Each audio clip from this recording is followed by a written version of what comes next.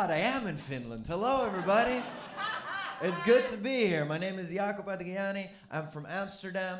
I'm trying to buy a house there. That's not working. It has taken over my entire life. Amsterdam is the most expensive city in the EU. And we're trying to buy a house, windows optional. And I'm doing all these sort of in-between solutions. I've been doing a lot of dog sitting, which is, dog sitting is where you cosplay home ownership. You go to someone's house, someone who has a house, and they go somewhere else for a while. For 2 weeks, they go somewhere else, and then I get to be in their house, and their house has a garden, and in that garden, there is a dog house. And then for 2 weeks, I get to be the butler of a dog with more real estate than myself. That's the current situation. And every day, me and my girlfriend were logging in on the websites and we're trying to find a place that we can afford. And she thought, okay, let's do it differently. Instead of looking at where we want to live, like exact neighborhood, exactly this, what if we take our budget as the starting point and then work from there? Maybe there's little gems we didn't think of, we'll discover. Within 1 week, she found a freestanding house in the middle of Bulgaria. And I think I'm moving there. It is the poorest country in the EU, so I'll finally be middle class. What you get in Bulgaria for a freestanding house, that amount of money in Amsterdam gets you like 1, maybe 2 avocados. The difference is insane. And it's lovely, and I'm taking it seriously. Like, I'm learning Russian, and they speak Bulgarian there now, but, you know. By the time I master one Slavic language, they will be speaking Russian, so I'm just trying to sort of cut to the chase. Do that immediately. It's an option. My girlfriend is Bulgarian. I do feel like I should probably specify that fact. It's the only girlfriend I could afford, but it's an option. We're looking into it. It's difficult, man. It's taken over my whole life. I used to have a good apartment. I used to have a good job. I worked in marketing. And I would wake up in the morning in my nice apartment, and I would go to my nice kitchen, and I would make a nice cup of coffee, and I would drink it on my nice balcony. And then I would log in on my nice laptop and do marketing from 9 to 5 for products I would never buy. And I hated myself. So I thought, 7 years ago, I want to live by my ideals. I want to live a different life. I want to live by my ideals. I'm going to quit that job, and I'm going to go into a different future. It's been 7 years that I've been living by my ideals, and it's a different life. I wake up in the morning, I zip open my tent, and I open Duolingo Russian, so that hopefully 5 years from now, I can live in Bulgaria. It's a different life. I try to live by my ideals. I try to have less stuff, which is good because I'm poor.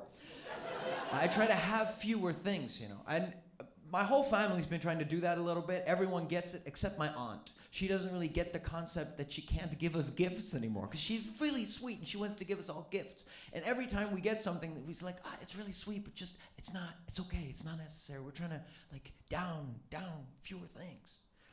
And then she just thinks, it's just smaller gifts. So now she just gets everyone something from Flying Tiger. Which is, I don't know if you know Flying Tiger. Yeah, right? It's this Danish store. They're all over Europe. I think there's 6 Flying Tigers in Helsinki alone. A Flying Tiger, of course, is the answer to the question, what if IKEA took magic mushrooms? And Flying Tiger brand themselves as a gift store, which means they sell things to give to other people because they don't sell anything anyone would ever buy for themselves. And you walk into a Flying Tiger, the first thing you see is a wall of socks, but none of them are shaped like socks. Some of them are shaped like pizza. Some of them are in a soup can. None of them are, and also socks is a terrible gift. Please don't ever give anyone you love socks. Socks is a gift that communicates the only thing I know about you is that you have feet. I was thinking of getting you gloves. I just couldn't remember if you have hands. I just couldn't remember. Feet. I think you have feet. And everything. She tries. Like, my dad loves sports. His last birthday, she gave him a basketball set for on the toilet. Because that's the type of stuff Flying Tiger sells. And it's sweet, you know, it's fun, but you poop through it once, it's gross, it's weird. My brother loves retro games. She gave him a mug with a Nintendo Game Boy printed on it with special ink. And so if you pour a hot liquid like coffee into it, the screen turns on. And it's fun. And he's like, all right, that's sweet, you know. I have a serious job. I wake up at 6 in the morning. That's kind of sweet. So he FaceTimes me at 6 in the morning, which should be illegal. And he's like, come on, this is actually really sweet. I didn't need it, but this is actually really sweet. Let's look at it together. He pours in the coffee. The screen does turn on, and it says game over. That's the Flying Tiger. And she gave me, and I don't know what part of my personality this was based on, but for my last birthday, she gave me the following, and I brought it to you.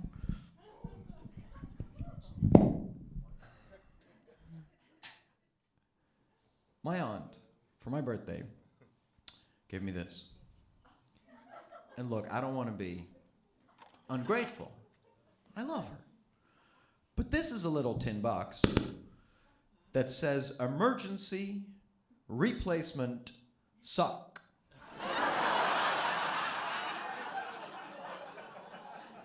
Contents: one sock.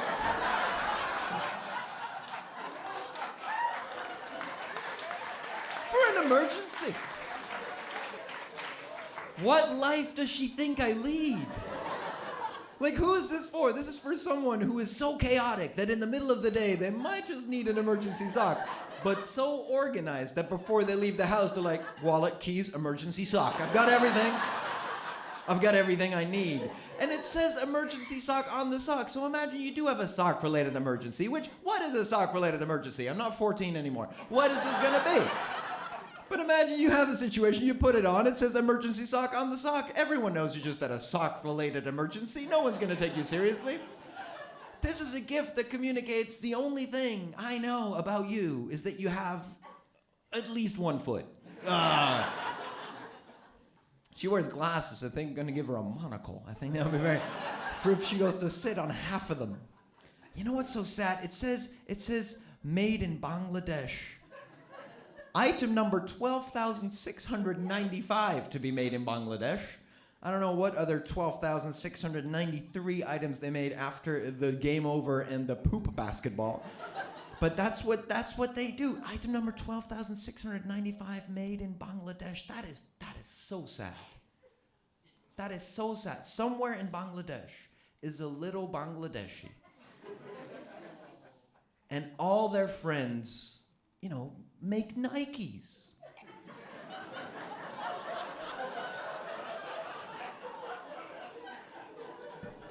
And they make the emergency replacement sock.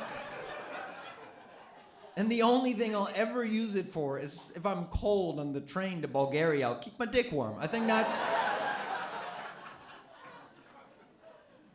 that's the extent of that. It's sad. I think that's sad. I'm trying to live my life in a different way. I'm also a little scared of all the technology. I feel like technology's taken over our life too quickly. We're giving away too much of our life too quickly. Friends of mine, they have a kid and they have a baby monitor. And baby monitors on Wi-Fi can get hacked. And I read about this. People hack your baby monitor and they'll talk to your baby. And I told my friends, get one on Bluetooth. This one can get hacked. People from foreign places will look at your baby and talk to your baby. And they're like, well, maybe they'll learn Chinese. We're giving away so much of our life so easily to technology. I find it a bit scary. Like, I realize the irony of me using this technology in this moment. But I keep thinking of this Bill Gates quote. Bill Gates once said, I will always hire a lazy man. I will always hire a lazy man. This is from the 90s, right? It's from before women. I will always, this is when non-binary still meant you know nothing about computers. So Bill Gates won't hire a non-binary. They can't program. I will always hire a lazy man to do a difficult job because he will find the easiest way to do it. And I feel like that's the mindset that we're stuck in. The easiest way to do it. My girlfriend, she got a smartwatch now, and the easiest way to do life is just to let your smartwatch live it instead. Everything is the watch. I don't live with a woman, I live with the watch. The other day she came out of bed late. I said, love, how did you sleep? She said, I don't know. What do you mean you don't know? How do you feel? She said, oh, I feel great. So how did you sleep? I don't know. Well, how do you mean you don't know? Well, I haven't checked yet. Well, check in with yourself. How do you feel? I feel good. So how did you sleep? I don't know. But I'll tell you exactly. I'll tell you. No, don't worry. I'll tell you. I'll tell you how I got a sleep score out of 100. I'll tell you exactly. This is fun. Oh, it's fun. I'll tell you exactly how I slept. Here, there you go. There we go. I feel good. I feel good. Just let me tell you exactly. I'm going to tell you exactly how good I feel. I'm going to tell you exactly. It's fun. Here, there we go. Sleep score. Oh. 32. So I'm knackered, actually. Live your own life. Everything is the watch. She wears it all the time. She wears it all the time. Charge it for an hour here and there, wears it all the time. I can see, while we're making love, that her heart rate doesn't go up.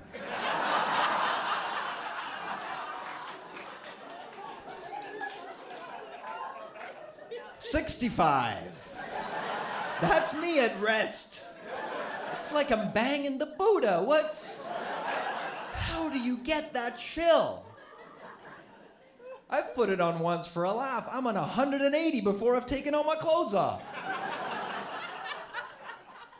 And I don't trust the words she says. She's like harder, softer. I'm looking at the watch. 71. 73. I'm living with the watch. I'd love a normal life. We're not having a normal life. We're polyamorous now. Yeah, we're polyamorous now. We're trying this thing, an open relationship, because we really want to buy a house and we can't on 2 incomes. You're monogamous in this economy? What? I'm open for anyone with a bank account. I'm usually pretty straight when I'm sober, but when I'm on drugs, my sexual orientation is yes. And my favorite position is inside. But I'm open for anything. Do you have a house, sir? You don't? Yes, you do. You look like a man with a house. Sir? Believe it or not, this is how I met my girlfriend. I was the MC at a comedy show 5 years ago, like Ronan is tonight. I was the MC, and she was on the front row. It wasn't here, but like she was kind of there. From my perspective, the same spot. Make eye contact. What are you doing? Don't worry, I'm never going to manage that a second time. I don't think so. She was there, and I said, what do you do in life? Chat with the audience. What do you do in life? She says, oh, I do 2 things. I'm a clinical psychologist and a pole dancer. Right? I was like, that's wild, because I'm damaged and horny. So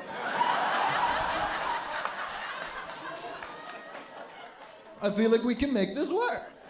I think we have a lot of stuff in common. I'm jealous of my friends living the normal life. The friends with the babies. They're the first married couple in my friend group. And we get together, we play board games.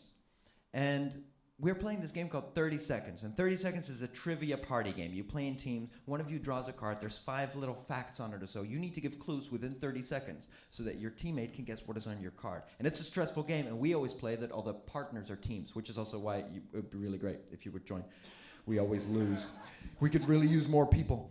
But we're playing this game, and the married couple has never played it. And it's all about how good you communicate. And we're very curious how they will do.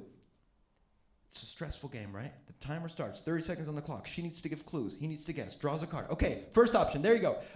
This is... Never mind, you don't know that. You have no idea what that is. Don't worry, there's 5 things on the thing. I see the timer. It's fine. Never got. This is the capital. We've been here, actually.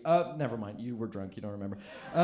This is... I don't know who that is. I don't know what that is. Oh, there we go. Last... I know the timer. Here we go. Easy, easy. Here we go. The clue... You'll know this. The clue is... He said... I have a dream. He goes, oh, Nelson Mandela.